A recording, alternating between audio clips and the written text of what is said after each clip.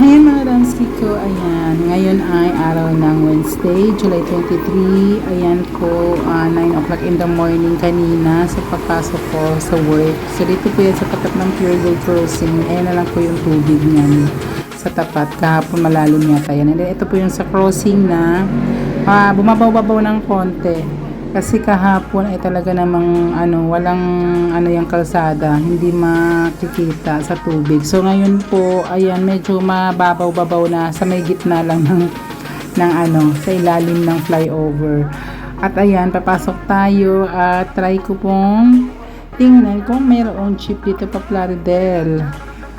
Mukhang feeling ko wala kasi andalang po ng jeep. Makikipagsapalaran po kung may jeep dito papasok sa crossing. Kasi ang alam ko nga, sa Kapitolyo lang daw, iikot na dun sa may provincial. So, ayan si Kuya Eli. Shout out Kuya Eli ha. Tambay-tambayan ko dyan. Ayan po. So, ayun mga madam. No choice tayo. Kailangan ko sigurong pumunta ng Kapitolyo kasi ilang na rin minuto akong nag-aambang ng Plaridel, wala. Tapos yung ibang karatig hanggang kanto lang ng lugam.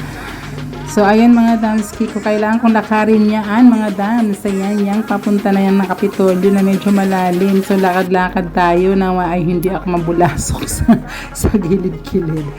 Ayun, tamang lakad po tayo. Ayan, alay lakad po tayo sa baha. Kailangan pumasok.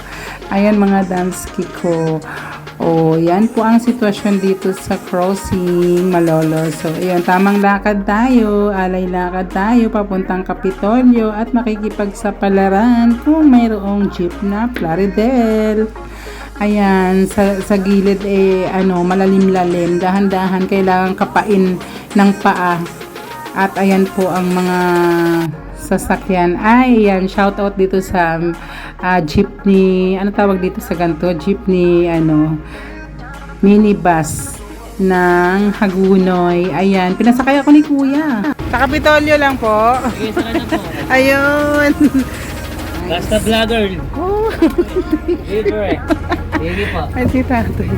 Kapitolyo.